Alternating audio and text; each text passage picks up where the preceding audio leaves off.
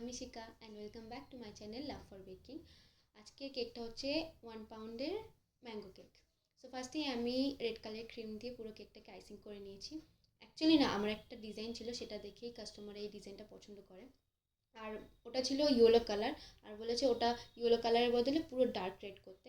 আমি তখন বলে দিয়েছিলাম, দেখুন আমি কিন্তু এতটা ডার্ক কালার ইউজ করি না, আর হুইপ ক্রিমে কখনোই পুরোপুরি রেড কালার আসে না। বলেছিল যতটা পারবে আনার চেষ্টা করবে। সো আমার কিছু করার নেই, কাস্টমার বলেছে আমাকে তো করতেই হবে। তারপর মানে আইসিং করার পর আমি আর কিছুই করিনি, অনলি চকলেট ড্রিপ দিয়ে দিয়েছি আর স্মল যে স্টার নোজল আছে সেটা দিয়ে নিচের বর্ডারটা দিয়ে দিয়েছি। আর ওপরের ডিজাইনটা খুবই সহজ, লাইক এ ড্রিপ, মানে প্রেস করে ছেড়ে দাও।